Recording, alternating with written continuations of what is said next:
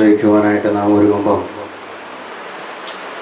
ഹെബ്രായക്കാർക്ക് എഴുതിയ ലേഖനം 4-12 തിരുവചനത്തിലൂടെ വർണ്ണിച്ചതുപോലെ ദൈവത്തിൻ്റെ വചനം സജീവവും ഊർജ്ജസ്വലവുമാണ്. അത് ഇരുതലവാളിനേക്കാൾ മൂർച്ചയേറിയതും ആത്മാവിലും ചേതനയിലും സന്ധിബന്ധങ്ങളിലും മച്ചിലും തുളച്ചു കയറി അത് ഹൃദയവിചാരിക നിയോഗങ്ങളെയും വിവേചിച്ചറിയുന്നതുമാണ്. ആ വചനത്തിൻ്റെ ശക്തി അഭിഷേകം എല്ലാ മക്കളുടെ മേലെ നിറയുവാനുള്ള കവിതം നമുക്കൊന്നുകൂടി പ്രാർത്ഥിക്കാം.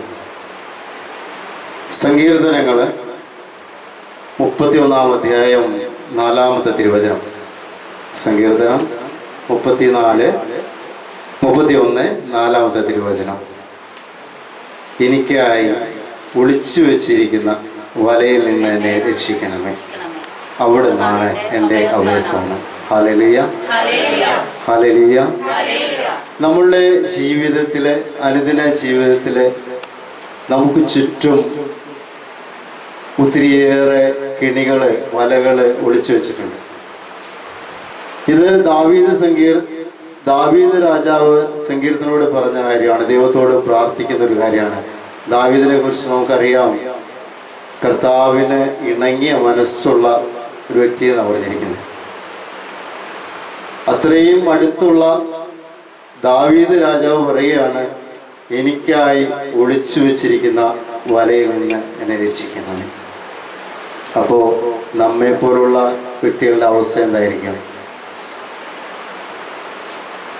ശരിക്കും നമ്മളിപ്പോൾ ഇവിടെ നിൽക്കുന്നത് തന്നെ ഒത്തിരിയേറെ പ്രശ്നങ്ങൾ ഉണ്ടായിട്ടും പ്രതിസന്ധി ഉണ്ടായിട്ടും നാം ഇവിടെ നിൽക്കുന്നത് തന്നെ സങ്കീർത്തനം 34:7 പറയുന്നത് പോലെ കർത്താവിൻ്റെ ദൂതൻ ദൈവത്തിന് ചുറ്റും പാളയമടിച്ച് അവരെ സംരക്ഷിക്കുന്നു.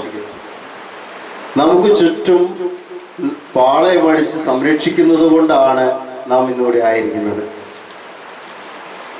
ശരിക്കും എന്താണ് കെണി? അതായത് കെണിയെ തിരിച്ചറിയുന്നതിന് അത്ര എളുപ്പമൊന്നുമല്ല. നമുക്കറിയാം, ഒരു ഇരയ്ക്ക് വേണ്ടി കെണി വെക്കുന്നത് നമുക്കറിയാം. അത് വരുന്ന പാതയിലായിരിക്കും, തുറസായ സ്ഥലത്തായിരിക്കും, പെട്ടെന്ന് കാണുന്ന സ്ഥലത്തായിരിക്കും. ശരിക്കും കെണിയും അധ്വാനിച്ച് കിട്ടുന്നതും തമ്മിൽ വ്യത്യാസം. ശരിക്കും അധ്വാനം കഴിയുമ്പോഴാണ് നമുക്ക് പ്രതിഫലം ലഭിക്കുന്നത്. ഇപ്പം എന്ത് തന്നെയായാലും ഒരു ജോലി എടുത്താൽ ജോലി കഴിഞ്ഞ മാസ അവസാനമാണ് നമുക്ക് കൂലി കിട്ടുന്നതെങ്കിൽ നമുക്ക് കിമ്പളമായിട്ടോ കൈക്കൂലിയായിട്ടോ കിട്ടുന്നത് അത് ആദ്യമേ കിട്ടും. അതിന് അധ്വാനിക്കേണ്ട ആവശ്യമില്ല. പക്ഷേ അതൊരു കെണിയാണ്. ഒരിക്കലും നമ്മൾ അത് വാങ്ങിക്കഴിഞ്ഞാൽ ജീവിതത്തിൽ ഒരിക്കലും നമുക്കതിൽ നിന്ന് മോചനം കിട്ടുകയില്ല. അതായത് കെണിയുടെ പ്രത്യേകത എന്ന് പറയുന്നത് തന്നെ സ്വന്തം കഴിവുകൊണ്ട് ഒരു കെണിയിൽ വീണാൽ സ്വന്തം കഴിവുകൊണ്ട് രക്ഷപ്പെടാൻ സാധിക്കില്ല. സ്വയം വീഴുന്ന കെണിയിൽ, അതായത് ഇപ്പോൾ എലിക്ക് വെച്ച കെണിയിൽ പുലി ചാടിയെന്നാരല്ല പറഞ്ഞത്, പക്ഷെ എലിക്ക് വേണ്ടിയിട്ടാണ് കെണി വെച്ചതെങ്കിൽ എലി ചാടിയാൽ അതൊരിക്കലും രക്ഷപ്പെടാൻ പോകുന്നില്ല. അതുപോലെ തന്നെയാണ് നമുക്ക് ഓരോ നിമിഷവും ഓരോ സമയങ്ങളിലും നമുക്ക് വേണ്ടി സാത്താൻ ഒരുക്കുന്ന വലിയ കെണികളുണ്ട്. അത് എപ്പോഴും ജാഗരൂകരായിരിക്കണം. അത് പരിശുദ്ധാത്മാവിൻ്റെ അഭിഷേകം ഉണ്ടെങ്കിൽ മാത്രമാണ് ഇന്ന് രക്ഷപ്പെടാൻ സാധിക്കുകയുള്ളൂ. എനിക്ക് അറിയാവുന്ന ഒരു സജു ബ്രദർ ഉണ്ടായിരുന്നു. അത് യൂട്യൂബിലൊക്കെ ചെറിയ ചെറിയ വീഡിയോസ് വോയിസ് ക്ലിപ്പൊക്കെ ഇടുന്നതാണ് വചനത്തിൻ്റെ. അദ്ദേഹം പറഞ്ഞൊരു കാര്യമുണ്ട്. അദ്ദേഹം കത്തോലിക്ക സഭയിലെ അംഗമാണ്. അദ്ദേഹം നല്ല തീക്ഷ്ണതയുള്ള വ്യക്തിയാണ്, നല്ല പ്രാസംഗിക ചാതുര്യമുള്ള വ്യക്തിയാണ്. എനിക്ക് വ്യക്തിപരമായിട്ട് അറിയുന്ന വ്യക്തിയാണ്. അദ്ദേഹം പറഞ്ഞതുണ്ട്, അദ്ദേഹം ഇങ്ങനെ നല്ല തീക്ഷ്ണതയിലൊക്കെ കഴിഞ്ഞ് കഴിഞ്ഞപ്പോൾ അദ്ദേഹം ഈ പെന്തിക്കോസ്തിൻ്റെ ആ സഭയിലെ ആ വ്യക്തികളുമായിട്ട് സംസാരിക്കാനിടയായി. കൂടുതൽ അറിയാനുള്ള ആഗ്രഹം ഇതെല്ലാം കൊണ്ട് ആ സഭയിൽ പോയി ആ വ്യക്തികളിൽ പോയി സംസാരിച്ചു. കുറെ കഴിഞ്ഞപ്പോൾ കൊന്ത വേണ്ടെന്നായി. അങ്ങനെ ആ പെന്തിക്കോസ്ത് സഭയിലേക്ക് പോയി. പെന്തിക്കോസ്ത് സഭയിൽ പോയ ആ വ്യക്തി അവിടെ കുറേ കാലം, അതായത് 2 വർഷക്കാലം അവരുടെ കൂടെയായിരുന്നു. കത്തോലിക്ക സഭ വിട്ടു, ആരാധന വിട്ടു, വിശുദ്ധ കുർബാന വിട്ടു, എല്ലാം വിട്ടു. അത് കഴിഞ്ഞ് കുറേ നാൾ കഴിഞ്ഞപ്പോൾ ഈ പെന്തിക്കോസ്ത് പാസ്റ്റർമാരായിട്ട് ചെറിയ തർക്കങ്ങൾ ഉണ്ടാകാൻ തുടങ്ങി. ഇവരുടെ പ്രബോധനം ഇദ്ദേഹത്തിന് ഇഷ്ടപ്പെടുന്നില്ല. അതായത് ഇദ്ദേഹം ചോദിക്കുന്ന പല ചോദ്യങ്ങൾക്കും അവർക്ക് മറുപടിയില്ല. ഇദ്ദേഹം പലതും പറയുമ്പോൾ അത് അവർക്ക് ഇഷ്ടപ്പെടുന്നില്ല. അങ്ങനെ ഒരു ദിവസം ആ ബ്രദറുള്ളവർ കുറെ വാണിംഗ് കൊടുത്തു. ആദ്യം അത് കേൾക്കാണ്ടായപ്പോൾ അടുത്ത പ്രാവശ്യം പറഞ്ഞ പാസ്റ്റർ പറഞ്ഞ് പിടിച്ച് പുറത്തിറക്കിയിട്ട് പറഞ്ഞു, ഇനി മേലാലും കൂടി വന്നേക്കരുതെന്ന് പറഞ്ഞു. അതിനൊരു വേറൊരു കാരണം ഉണ്ടായിരുന്നു. സജീവൻ പ്രത്യേകം പറഞ്ഞിരുന്നു, ആ പോയ നിമിഷം മുതൽ തൻ്റെ പെങ്ങള് നിരന്തരം ആ വ്യക്തിക്ക് വേണ്ടി കൊണ്ടുവരുമായിരുന്നു. Hallelujah, hallelujah, hallelujah. ആ ബ്രദർ പ്രത്യേകം പറഞ്ഞ ഒരു കാര്യം ഇത് തന്നെയാണ്. ഒരാള് നമുക്ക് വേണ്ടി മുട്ടുമടക്കാനുള്ളത് കൊണ്ടാണ് ഞാൻ ആ വലിയൊരു കെണിയിൽ നിന്ന് രക്ഷപ്പെട്ടത്. Hallelujah, hallelujah. അതല്ലെങ്കിൽ ഒരു കാരണവശാലും ആ ഒരു സഭയിലേക്ക് പോയ വ്യക്തി, എനിക്ക് ഇഷ്ടംപോലെ അറിയാവുന്ന വ്യക്തികളുണ്ട്. ഒരു കത്തോലിക്ക സഭയിൽ നിന്ന് പോയ എൻ്റെ കൂടെ വർക്ക് ചെയ്ത ഒരു വ്യക്തി ഉണ്ടായിരുന്നു. ആ വ്യക്തി പറഞ്ഞിരുന്നു, ആ സഭയിലേക്ക് അവരുടെ ആദർശം ഉൾക്കൊണ്ടുകൊണ്ട് അങ്ങോട്ട് കടന്നു ചെന്നപ്പോൾ എനിക്ക് പുറത്തേക്ക് പോരാനും പറ്റില്ല, ഇങ്ങോട്ട് പോന്നാൽ നാണക്കേടാവോ എന്നുള്ള ഭയം കൊണ്ട് ഇപ്പോഴും അവിടെ കൂടിയിരിക്കുക. പുള്ളിയുടെ വീടും പോയി, എല്ലാം പോയി, വാടക വീട്ടിലാണ് താമസിക്കുന്നത്. അദ്ദേഹം പറഞ്ഞൊരു കാര്യമുണ്ട്, ഞാൻ ആ കത്തോലിക്ക സഭയിൽ എന്തിരുന്നെങ്കിൽ ഇന്ന് എനിക്ക് ആ വീടെങ്കിലും കിട്ടിയെന്നെ, ഇന്നിപ്പോൾ അതുപോലും ഇല്ല. Hallelujah, hallelujah. അവർക്ക് വേണ്ടി പ്രാർത്ഥിക്കാൻ ആളുണ്ടായിരുന്നില്ല, അതുകൊണ്ട് പുറത്തെടുക്കാൻ സാധിക്കാതെ വന്നു. ഇത് തന്നെയാണ് വലിയൊരു കെണി. ഇതിപ്പോ ഇതുപോലുള്ള കെണികള് ഭൗതിക ജീവിതത്തിലും ആത്മീയ ജീവിതത്തിലും നമുക്കുണ്ടാവുന്നുണ്ട്. വിശുദ്ധ ലൂക്കായുടെ സുവിശേഷത്തിലെ 21-ാം അധ്യായം 34-ാമത്തെ തിരുവചനം. വിശുദ്ധ ലൂക്കായുടെ സുവിശേഷം 21-ാം അധ്യായം 34-ാം തിരുവചനം. ഈ കെണിയെ കുറിച്ച് സ്ക്രീനിൽ നോക്കി വായിച്ചു. സ്ക്രീനിൽ നോക്കി എല്ലാവരും വായിച്ചു. ഉറക്കം വായിച്ചു, വചനം ഉറക്കം വായിച്ചു.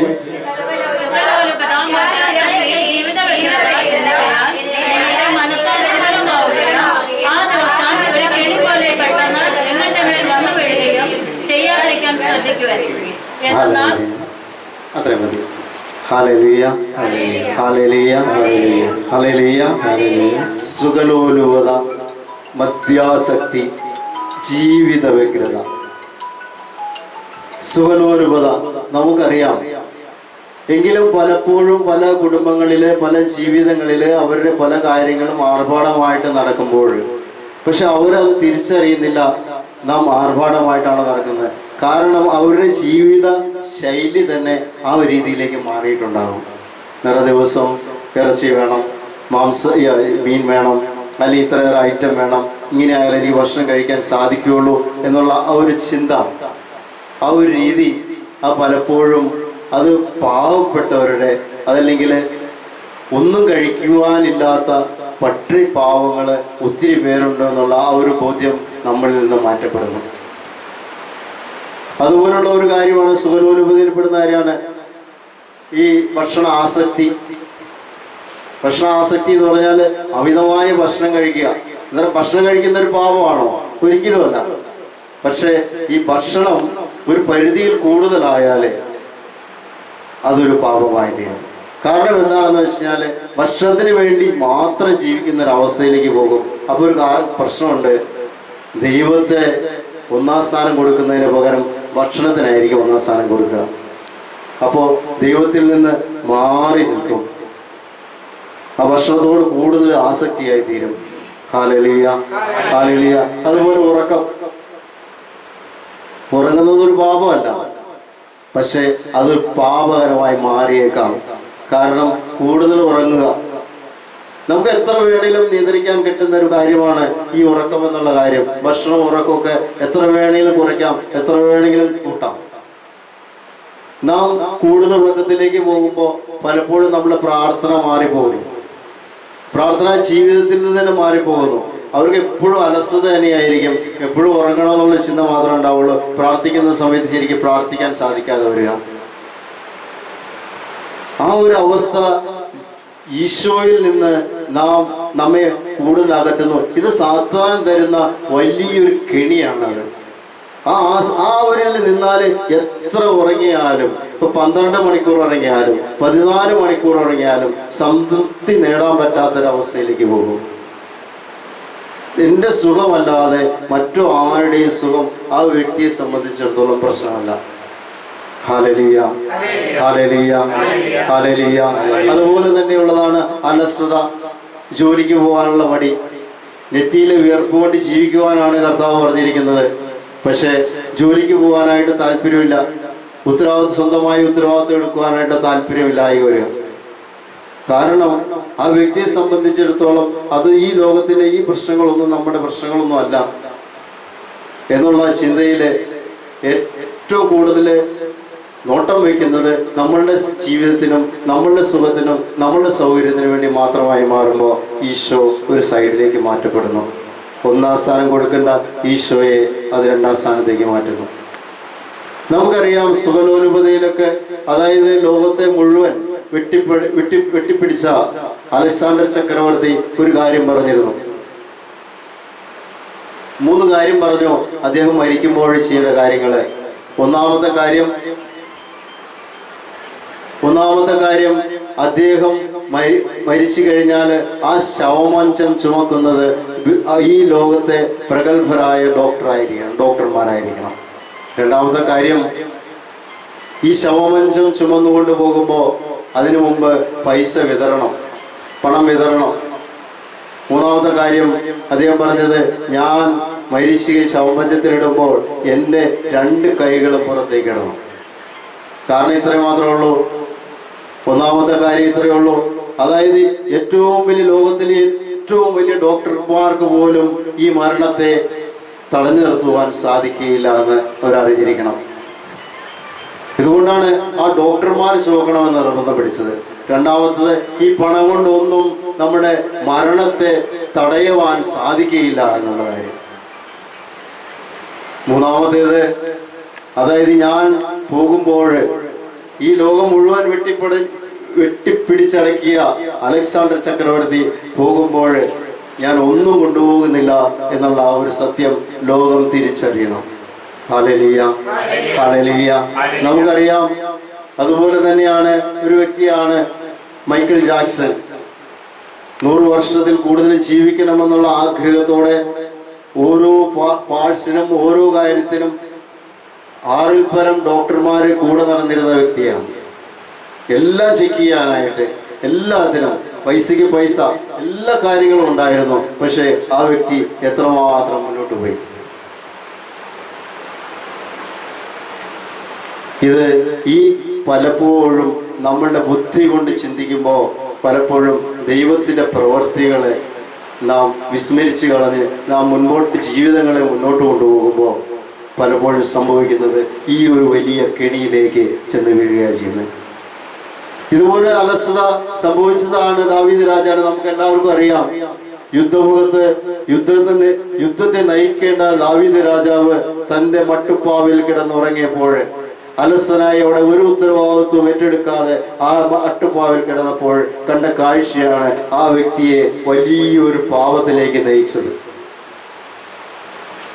എന്നാൽ യുദ്ധത്തിൽ പങ്കെടുത്തിരുന്നെങ്കിൽ, ആ യുദ്ധത്തെ നയിച്ചിരുന്നെങ്കിൽ, ആ യുദ്ധത്തെ കുറിച്ചൊരു ആകുലതയെങ്കിലും ഉണ്ടായിരുന്നുവെങ്കിൽ ആ രാജാവിന് ഒരിക്കലും അങ്ങനെ ചെയ്യാൻ സാധിക്കുകയില്ലായിരുന്നു. പലപ്പോഴും നമ്മളുടെ ജീവിതങ്ങളിൽ പലപ്പോഴും അലസമായി നടക്കുമ്പോഴാണ് പലപ്പോഴും ഇങ്ങനെയുള്ള പ്രശ്നങ്ങൾ നമുക്ക് അഭിമുഖീകരിക്കേണ്ടി വരുന്നത്. പല ആവശ്യമില്ലാത്ത തോന്നലുകളെല്ലാം ഈ അലസമായ ജീവിതചര്യയിലാണ് സംഭവിച്ചു പോകുന്നത്. Hallelujah, hallelujah, hallelujah. രണ്ടാമത് പറയുന്നത് മദ്യാസക്തിയാണ്. മദ്യാസക്തി നമുക്കറിയാം എത്രയോ കുടുംബങ്ങളെ നശിപ്പിച്ചിട്ടുണ്ട്. ഈ മദ്യം കുടിക്കുന്ന വ്യക്തികൾ പലപ്പോഴും പറയുന്നത് കേൾക്കാം, ഞാൻ ഇന്ന് വേണമെങ്കിൽ ഇന്ന് നിർത്തും, ഞാൻ എത്ര കാലം വേണമെങ്കിലും നിർത്തുവാൻ സാധിക്കും. പക്ഷെ ഇതുവരെ ഒരു മദ്യപാനിയും നിർത്തി ഞാൻ കണ്ടിട്ടില്ല. ഒരു മദ്യപാനിയും മദ്യപാനം നിർത്തി കണ്ടിട്ടില്ല സ്വന്തം കഴിവുകൊണ്ട്. എന്നാൽ പരിശുദ്ധാത്മാവ് നിറഞ്ഞ് പ്രവർത്തിക്കുകയാണെങ്കിൽ ആ വ്യക്തിയിൽ ആ മദ്യപാനത്തിന്റെ അരൂപി നീക്കപ്പെടും. പക്ഷെ അങ്ങനെ നീക്കപ്പെട്ടു എന്ന് കരുതി അത് പൂർണ്ണമായിട്ട് നമുക്ക് നിലനിർത്താൻ സാധിക്കണമെങ്കിൽ കൂട്ടായ്മയിലൂടെയും പ്രാർത്ഥനയിലൂടെയും മാത്രമേ സാധിക്കുകയുള്ളൂ. നമുക്കറിയാം, നമ്മുടെ കൂട്ടായ്മയിൽ വന്ന വ്യക്തികളെ നമുക്കറിയാം. എൻ്റെ സ്വന്തം അനുഭവം തന്നെ എനിക്കറിയാം. പണ്ട് മദ്യപിച്ചിരുന്നു, ഒരു ധ്യാനവും കൂടി മദ്യപാനമൊക്കെ നിർത്തി. പിന്നെ കുറെ കഴിഞ്ഞപ്പോൾ കൂട്ടായ്മയില്ല, പ്രാർത്ഥനയില്ല, അങ്ങനെ വന്നു കഴിഞ്ഞപ്പോൾ വീണ്ടും മദ്യത്തിന്റെ അരൂപി എന്നിലേക്ക് കടന്നു വന്നു. അത് ഏകദേശം 1 വർഷക്കാലം നല്ല നേരത്തെ ഉണ്ടായതിനേക്കാൾ കൂടുതൽ മദ്യപിച്ചു. അത് 1 വർഷം കഴിഞ്ഞപ്പോൾ വീണ്ടും ഒരു ധ്യാനത്തിന് പോയി. അതിനുശേഷം നിർത്തിയിട്ട് ഇപ്പൊ ഏകദേശം ഒരു 25-28 വർഷത്തോളായിട്ടുണ്ട്. പക്ഷെ ആ ഒരു സ്ഥിരത ദൈവപരിശുദ്ധാത്മാവ് നമുക്ക് നൽകിയതുകൊണ്ട്, എനിക്ക് നൽകിയതുകൊണ്ട് പിടിച്ചു നിൽക്കുവാൻ ഒത്തിരിയേറെ ഒരു 40-ൽ പരം പ്രാവശ്യം ഫ്ലൈറ്റിൽ യാത്ര ചെയ്തിട്ടുണ്ട്. അതിലൊക്കെ ഫ്രീ ആയിട്ട് നമുക്ക് ആവശ്യപ്പെടുന്ന മദ്യം നമുക്ക് ലഭിക്കുന്ന, അതുപോലെ ഒത്തിരി വിദേശ മദ്യങ്ങൾ വരുന്ന സാഹചര്യം ഉണ്ടായിട്ടുണ്ട്. പലപ്പോഴും നമ്മളെ മാറ്റി നിർത്തിയിട്ടുണ്ട്. നമ്മൾ ഒരു പാർട്ടിയിലും പങ്കെടുപ്പിക്കാനോ അല്ലെങ്കിൽ ഒരു കാര്യത്തിലും ഇത് ചെയ്യാതെ ഒത്തിരി മാറ്റപ്പെട്ടിട്ടുണ്ട്. ഇന്നും പലപ്പോഴും കഴിക്കുന്നുണ്ടോ? കഴിഞ്ഞ പ്രാവശ്യം ഒരാൾ കാനഡയിൽ നിന്ന് വന്നു, വെറുതെ കൊടുത്തിട്ടുണ്ട്. ഞാൻ തമാശ പറഞ്ഞല്ല, അവർക്ക് അറിയാമെങ്കിലും ഒരു പരീക്ഷണം, ഒരു പ്രലോഭനം. പക്ഷെ അത് ഒരു ദുർബല പ്രാർത്ഥനയില്ലാതെ ഈ ഒരു ദുർബല നിമിഷത്തിലാണെങ്കിൽ ചിലപ്പോൾ വീണു പോകും. അത് വലിയൊരു കിണിയാകും. ഒരു പ്രാവശ്യം വീണത് സത്യമാണെങ്കിൽ എഴുന്നേൽക്കാൻ വലിയ പാടാണ്, അവിടെ രക്ഷപ്പെടാൻ പാടാം. എത്രയോ മക്കള് ഇതുപോലെ മദ്യത്തിന്റെ അടിമത്തത്തിൽ കഴിയുന്ന എത്രയോ മക്കളുണ്ട്. എത്രയോ മക്കള് ഈ മദ്യത്തിന്റെ അവസ്ഥയിൽ, ഈ കെണിയിൽപ്പെട്ടുകൊണ്ട് ഈ ലോകം വിട്ടുപോയി. സ്വർഗത്തിൽ പോയോ നരകത്തിൽ പോയോ ശുദ്ധീകരണത്തിൽ പോയോ എന്നറിയില്ല. കൂടുതൽ പ്രാർത്ഥനയില്ലാത്ത അവസ്ഥയിലേക്ക് പോകുമ്പോൾ എവിടെ പോകുമെന്ന് നമുക്ക് ഏകദേശം ചിന്തിക്കാം. പക്ഷെ ആരെയും വിധിക്കാൻ നാം ആരുമല്ലല്ലോ. അവൻ്റെ അവസാന നിമിഷം, ആ വ്യക്തിയുടെ അവസാന നിമിഷം എന്തായിരുന്നു നമുക്കറിയില്ലല്ലോ. Hallelujah, hallelujah, hallelujah. ജീവിത വ്യഗ്രത, മൂന്നാമത്തെ പറയുന്നതാണ് ജീവിത വ്യഗ്രത. അതായത് ജോലി. നാം ഒരു ബിസിനസ് ചെയ്യുന്നു. ബിസിനസ് ചെയ്യുന്നൊരു പാപമാണോ? ഒരിക്കലും അല്ല.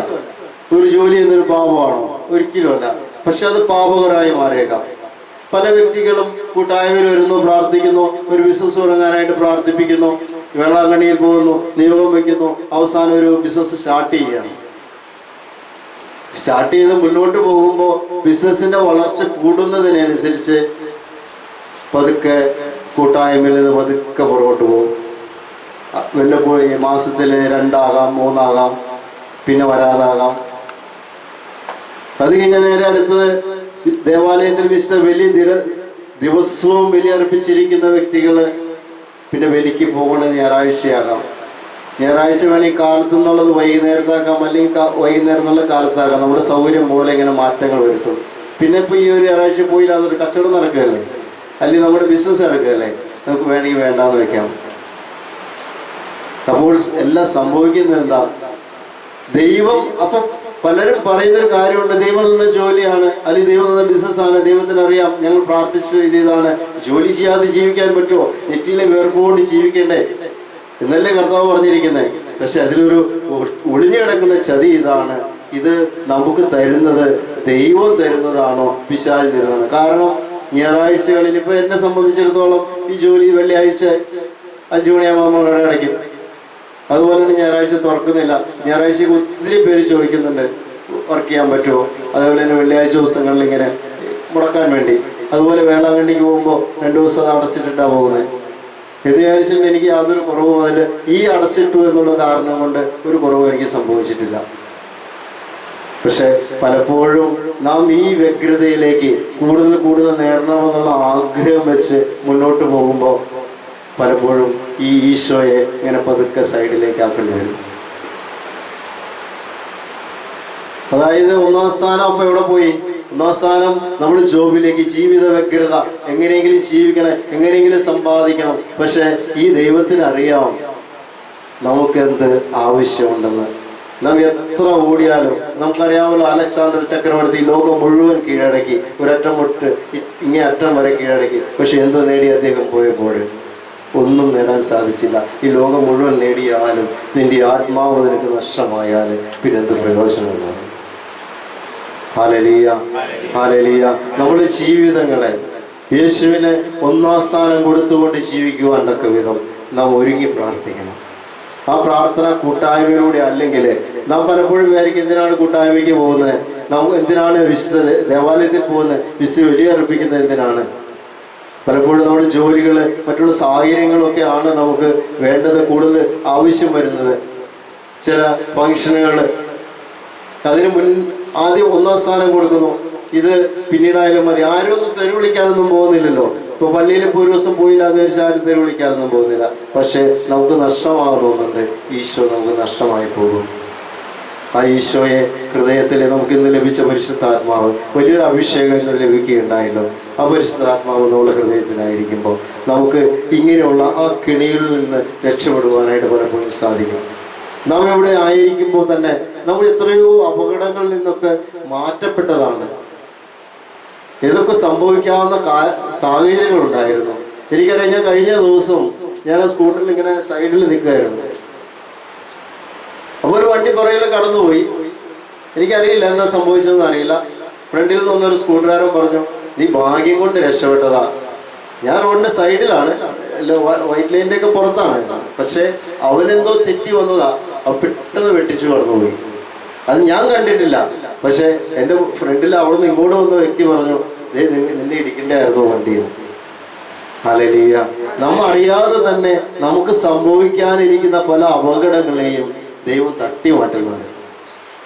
എനിക്കറിയാം, ഒരിക്കൽ ഖത്തറിൽ വെച്ച് അവിടെ ഇവൻ്റൊക്കെ നടക്കുന്നുണ്ട്, വലിയ വലിയ ടീമുകളുടെ ഇവൻ്റൊക്കെ നടക്കുന്നുണ്ട്. അപ്പോൾ ഞാൻ ഇവന്റിന് പോകാറില്ല. എനിക്ക് കാര്യം ആക്സസ് കാർഡ് ഉണ്ട്, പാസും വേണമെങ്കിൽ കിട്ടും, എങ്കിലും ഞാൻ അതിന് പോകാറില്ല. എന്നാൽ വെള്ളിയാഴ്ച പ്രാർത്ഥനയും മറ്റേ ഇവിടെയൊക്കെ മറ്റേ പള്ളിയിലൊക്കെ പോയി തിരിച്ചു വരുമ്പോൾ അതുകൊണ്ട് പിന്നെ ഇങ്ങനെയുള്ള കാര്യത്തിന് പോകാറില്ല. അപ്പോൾ ക്യാമറ കൺട്രോൾ ചെയ്ത് തരുന്നത് ഞാനായിരുന്നു. അവിടുത്തെ ഒരു 1200 1300 ക്യാമറയാണ് ഉണ്ട്.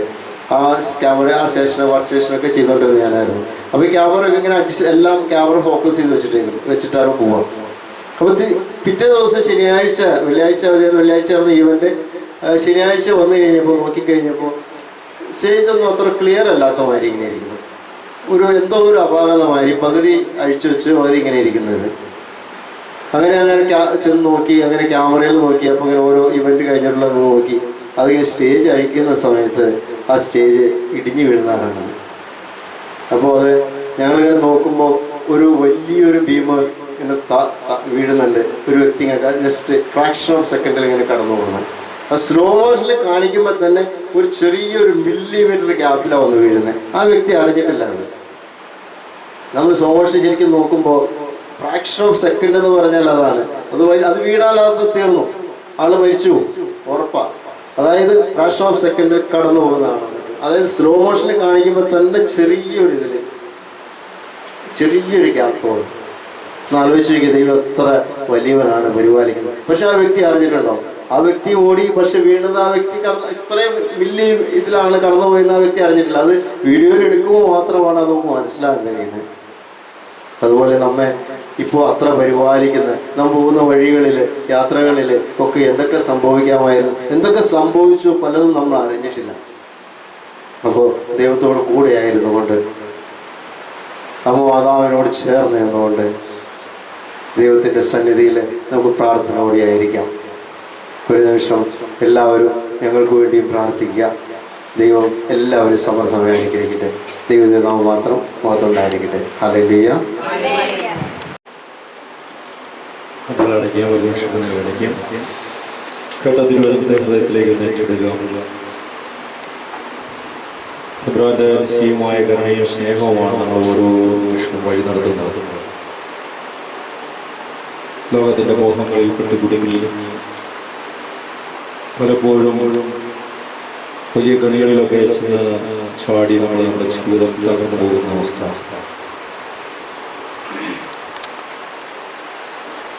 നമ്മൾ കേട്ടു ലൂക്കാ 21 സകലോലുപത ജീവിതവൽക്കരണം. ഒരുപക്ഷെ കഴിഞ്ഞ കാലങ്ങളിലൊക്കെ നമ്മൾ കടന്നു പോയിട്ടുള്ള മേഖലകളായിരിക്കാം. എന്നാൽ നമുക്ക് തിരിച്ചറിവ് കിട്ടി. ആ തിരിച്ചറിവിൽ നിന്നുകൊണ്ട് ഒരു പാഠം പഠിച്ചു, അത് ഉൾക്കൊണ്ടു. പിന്നീട് അങ്ങോട്ട് മാതൃകപരമായ ജീവിതം നമ്മൾ തിരഞ്ഞെടുക്കുകയും അതിൽ നിലനിൽക്കുകയും ചെയ്യുവാനായിട്ട് ദൈവത്തിൻ്റെ പരിശുദ്ധാത്മാവ് നമ്മളെ സഹായിച്ചിരിക്കുന്നു. ഇതിനൊക്കെ നന്ദി പറഞ്ഞുകൊണ്ട് ഇതേ മേഖലയിൽ വീണ് കിടക്കുന്ന മക്കളെ കൈപിടിച്ച് ഉയർത്തുവാൻ, അവർക്ക് വേണ്ടി മാധ്യസ്ഥം പ്രാർത്ഥിക്കുവാൻ പ്രത്യേകമായി ദൈവം തിരഞ്ഞെടുത്ത മക്കളാണെന്ന് കൂടി ഇന്നത്തെ തിരുവചന ശുശ്രൂഷയിൽ കർത്താവ് സന്ദേശമായി നമുക്ക് നൽകുകയാണ്. കാരണം നമ്മുടെ പ്രാർത്ഥനയുടെ ആദ്യമേ തന്നെ യുവത്വങ്ങൾക്ക് വേണ്ടി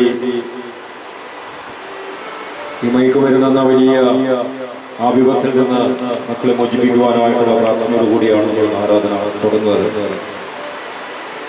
വചന സൃഷ്ടിയിലും ദൈവത്തിൻ്റെ ആത്മാവതൊക്കെ തന്നെയാണ് നമ്മളെ ഓർമ്മപ്പെടുത്തിക്കൊണ്ടിരിക്കുന്നത്. എല്ലാ പ്രിയപ്പെട്ട മക്കൾക്ക് വേണ്ടി നമുക്ക് പ്രാർത്ഥിക്കാം. കർത്താവ് കരുണാമയനായ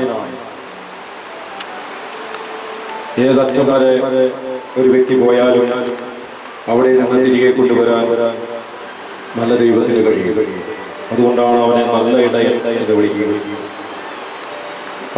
പട്ടങ്ങൾ എത്രയൊക്കെ വേഞ്ഞ് മരുഭൂമിയിലേക്ക് പോയാലും കാട്ടിലേക്ക് പോയാലും നല്ല ഇടയനായ യേശു അതിനെ അന്വേഷിച്ച് കണ്ടെത്തി തോളിലേറ്റി തിരികെ കൊണ്ടുവരുന്ന ആ വലിയ ഒരു സന്തോഷം സുവിശേഷങ്ങളുടെയൊക്കെ നമ്മൾ വായിച്ചു നൽകുന്നു. അതുകൊണ്ട് എല്ലാ മക്കളെയും തിരികെ കൊണ്ടുവരാൻ യേശുവിന് കഴിയും. നമ്മൾ ആത്മാർത്ഥമായി വിശ്വാസത്തോടെ പ്രാർത്ഥിച്ച എല്ലാ പ്രിയപ്പെട്ടവർക്കും വേണ്ടി പ്രാർത്ഥിക്കണം.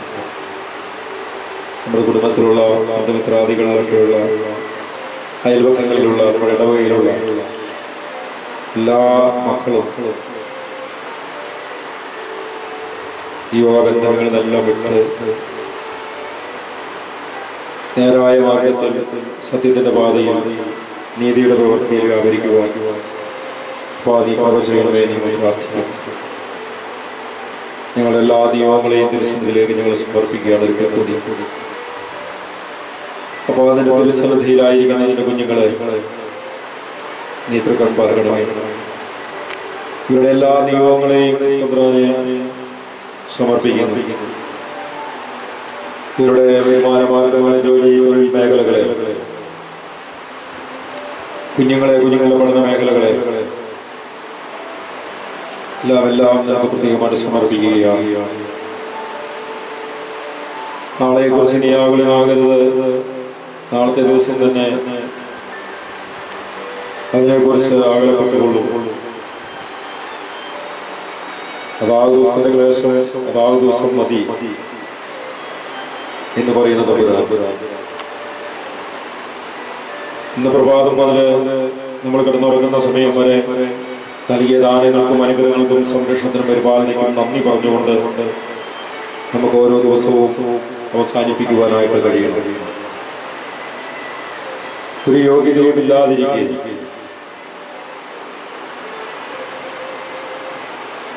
നമ്മുടെ ജീവിതത്തെ ഏറ്റെടുക്കുന്ന ദൈവമാണ്, അനുഗ്രഹിക്കുന്ന ദൈവമാണ്. അഹങ്കരിക്കാനായിട്ട് എനിക്കൊന്നും ഇല്ല.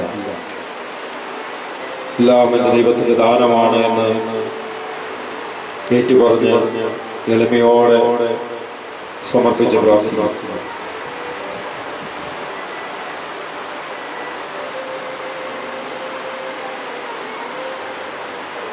ദൈവസ്നേഹത്തിൽ ഉത്തരോത്തരം ഞങ്ങൾ വളർത്തണമേ എന്ന് പ്രാർത്ഥിക്കണം. അന്ന് ചൊരിഞ്ഞ ആ ശക്തി പരിശുദ്ധാത്മശക്തിയിൽ നിലനിർത്തുവാൻ ഞങ്ങളെ സഹായിക്കണമേ എന്ന് പ്രത്യേകം പ്രാർത്ഥിക്കണം.